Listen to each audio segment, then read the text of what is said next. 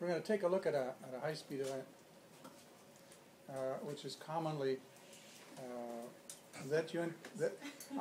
I was going to say that people interact with on a common basis.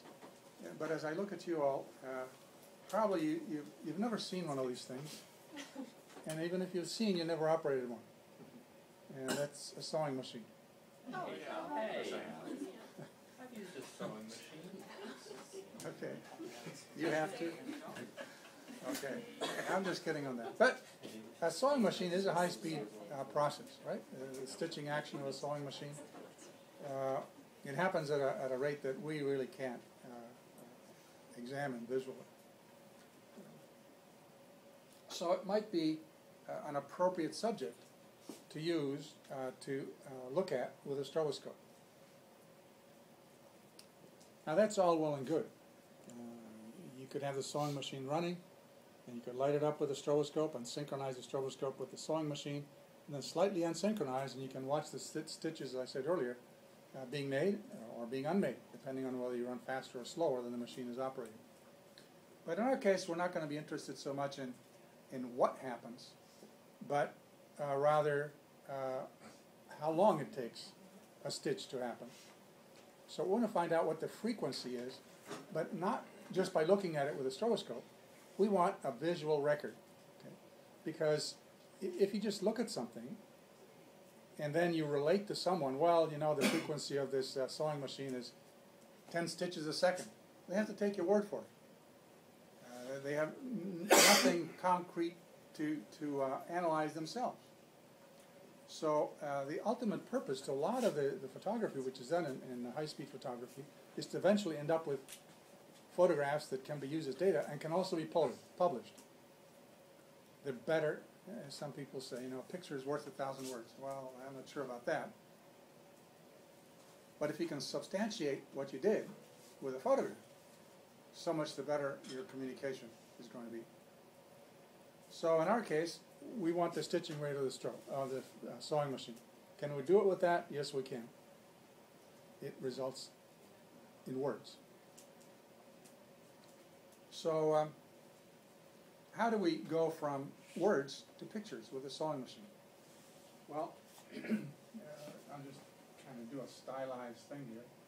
There's a needle that goes up and down. It's in some kind of a container here. And this thing goes up and down. Right?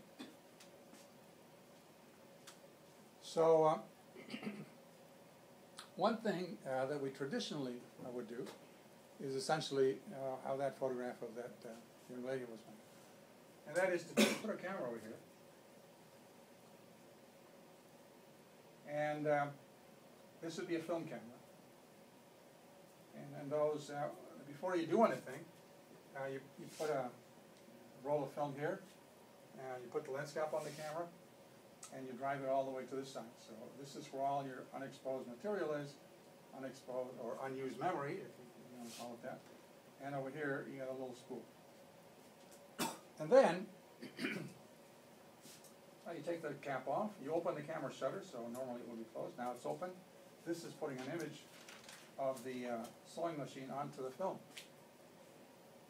And then, while the shutter is open, and light can go through here, you make the machine operate, and at the same time, you rewind the film. And you saw a description of this for other applications, I believe. If not, I'm wrong. So what happens now is that as this moves through, you get an image here, you get an image here, you get an image here, etc., etc. And the needle might be higher in one than the other, and so on. So you get a sequence of these images that you accomplished by moving the recording material so that the next image appears on unexposed or unused material. So you have pictures. However, if this is, and by the way, this happens because you have lit this, okay, with a strobe. And I know that the nomenclature is not that important all the time, but Edgerton, at least for a lot of years, made a distinction between a stroboscope and an electronic flash. stroboscope is essentially an electronic flash, but you can recharge it very quickly, whereas an electronic flash you can't. There's extra time that's included. But whether it is a light stroboscope or a mechanical stroboscope in front of the camera lens, the effect will be the same. When you have this rotating disc in front of the camera, well, then you have to provide additional light or ambient light. With a strobe, you don't need to, because it provides its own light. So, but now while you might record a series of photographs like this, by themselves, they're not very good. I mean, you'll know that in one photograph, when the light flashed at some point, this is time 0, and this is time, let's say, 1/10 of a second. And supposing that the stroboscope is flashing 10 times a second. But you still can't make any quantitative deduction or analysis of this record, even though you have the needle here, and higher, and then higher yet. Why can't you make any assumption as to what actually happened? Anybody? Because between the time that the flash fired, it could have moved, multiple times. Exactly. There is dark time. There's time during which you don't know what's happening. That's right in here. So we want to devise a system where we're not going to lose track of time. Anybody can come up with a creative idea for doing that? Yeah. Like an LED light on. You could attach an LED light, an LED to this. So this, the thing about the LED or other light is that it's always on. Unlike the strobe, which is, actually when you think about it, the strobe is mostly off. Why can I say that? And how short the duration is? How short is the duration? Very. How about a millionth of a second? And what's the time between flashes? A 1/10 of a second. So a millionth compared to a 1/10 means that usually it's just dark, right? And then for a millionth of a second, light flashes on. And then you get another 999,000, whatever, So when you say, well, the stroboscope is most of the time it's off, you're right. You think it's on, but mostly on. But anyway, if we do this, then and we get a trace when you continue to do this, it might be here, it might be there, it might be there, and then you get a line like this, and then this might go down like that. And from there, now we can determine what we can analyze this and determine what the frequency of the stitching is, and we can also indisputably prove that the machine didn't do an extra stitch between these two times, right? So how do we figure out what the frequency of the machine is? Well, we need to know what the time, let's say, between here and here is.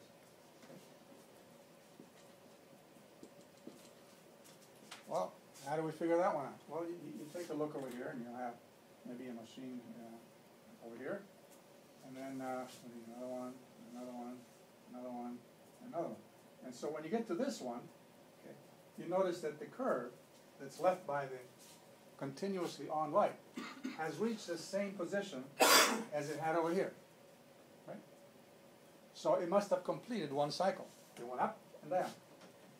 So you say this is one, scientific notation, one cycle. You say, well, how much time? Well, if you know that the flash is flashing 10 times a second, we did that over here, then you say, well, this one is equal to t0. The first one is always your time 0. That's your reference point. And then you say, okay, 1, 2, 3, 4, 5, 6, 7 tenths of a second from here. That's how long it to make one stitch. So you say, well, what's the frequency? AC is equal to change in, we'll call it this way. Call it what?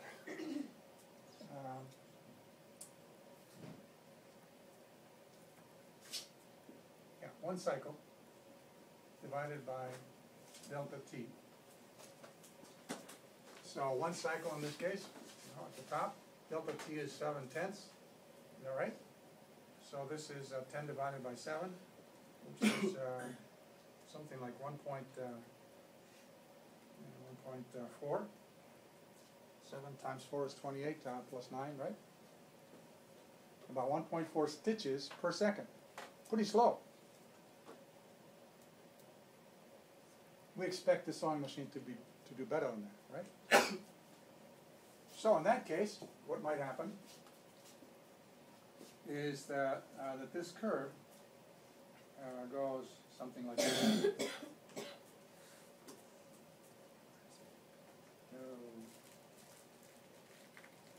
Something like that. Now in this case, you say, okay, we start at the same place. Well, you could do it for 1 cycle or 2. So if you do 2, you look at the curve, and you say, well, I see it. It's at the bottom of its travel right here, and then you go to it 2 times away. So you see two cycles, and you say, well, it went 2 cycles in a 7/10 of a second. So if you say 2 7/10, that's 20 divided by 7, and that's roughly 3, right? You'd expect it to be twice as fast as this. Now the other thing that you can do is you can either approach it from the point of view that you go to a place on the curve of the sequence of images of the sewing machine where the position is the same, and then you measure the amount of times it elapsed. Or if you get something that's kind of weird, in that case what you could do is you could go for a known amount of time. We can do this here. You can say, well, I'll take this picture, okay, and then I want a nice number for time. 7/10 of a second is not very nice, is it? What would be much nicer? 1 second, right? So that would be out here someplace. Right?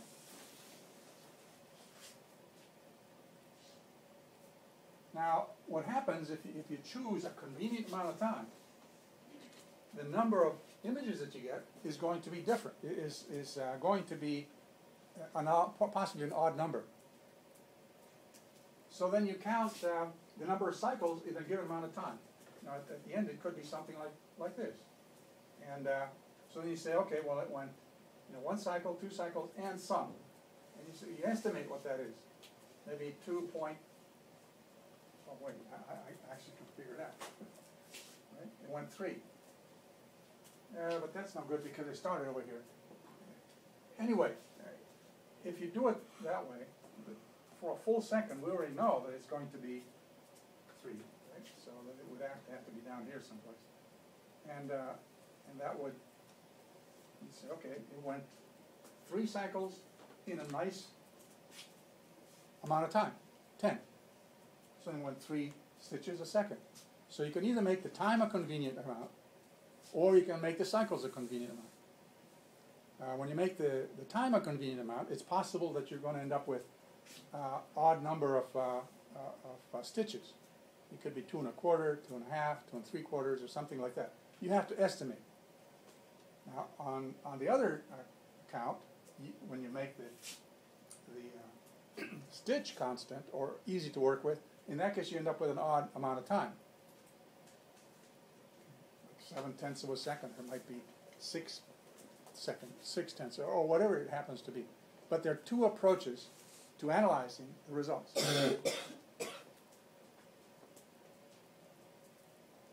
Any questions about this? Because this is going to be the lab that we do tomorrow. However,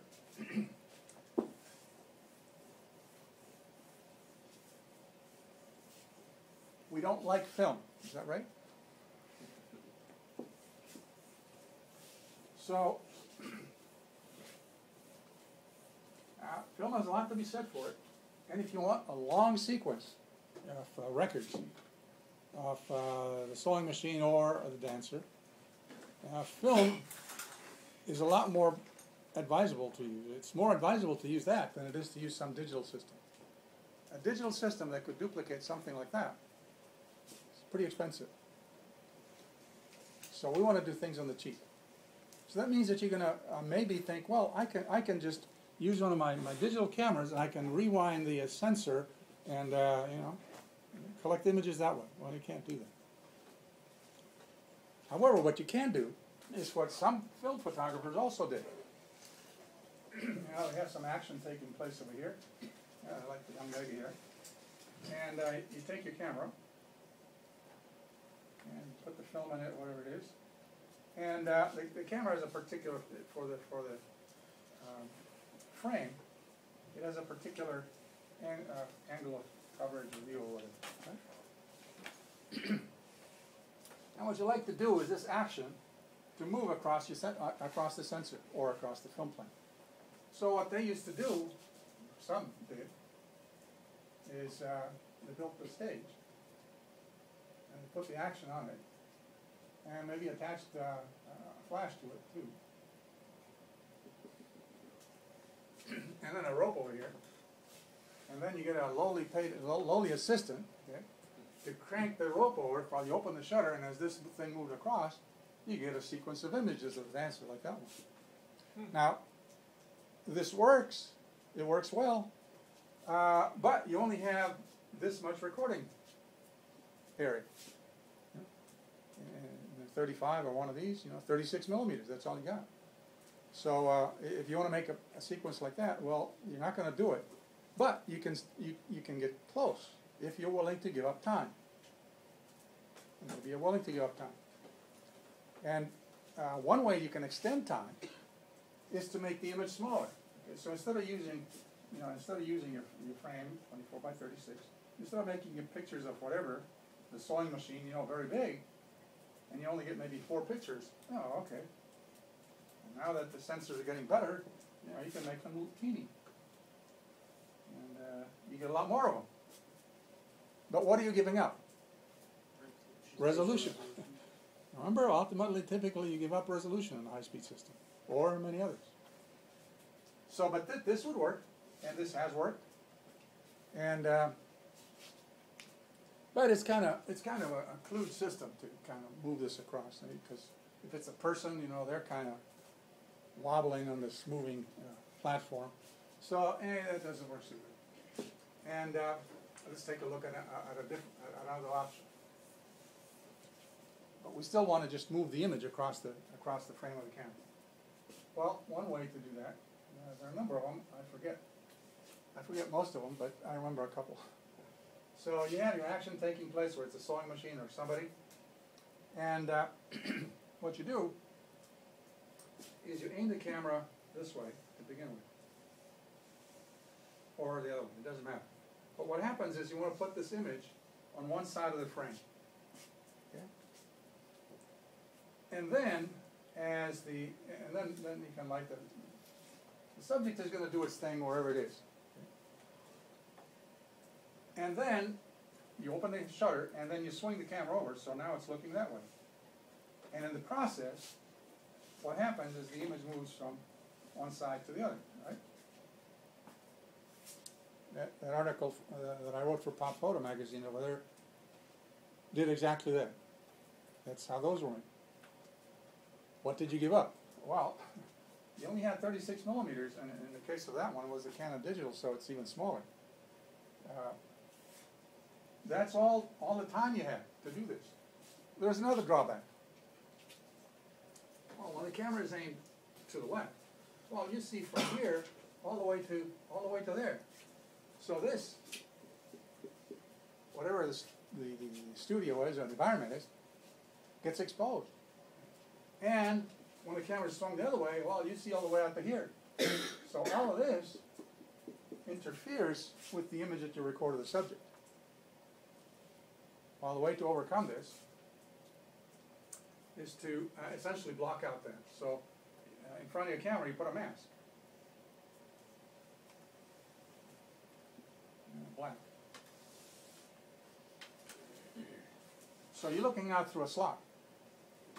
And for a sewing machine or for a person too, essentially you're concentrating on this area right here. And because the mask is here, you don't see to the right. Well, you see the black here, but that's okay. And when you've gone the other way, you see the black on the other side. That's okay. as long as not too much stray light goes in here. But it's one way in which you can now not have to worry about the whole studio or environment. You only concentrate on what's over there, and that gets moved across the focal point of your camera. Now, anyway, that's how that was done.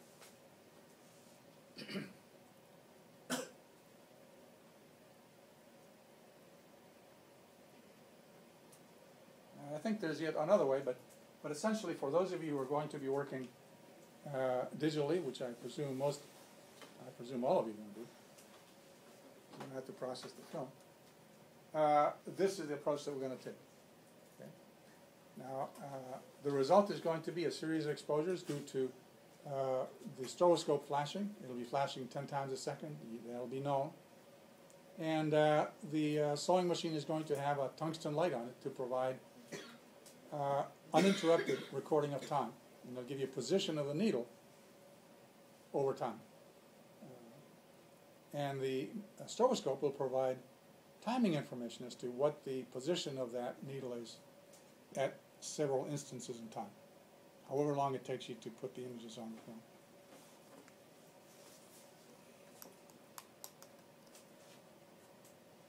Wow, I covered that a little bit too quickly. So let me see if I can bore you some more. I can't. So I'll see you tomorrow. Oh, by the way, those of you who went to an acid trip, the people over there asked me if I could have some of the pictures that the students took. If you have any that you wouldn't mind sharing with them,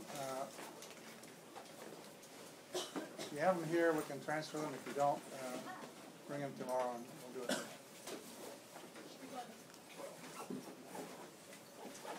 Any questions? No. Good.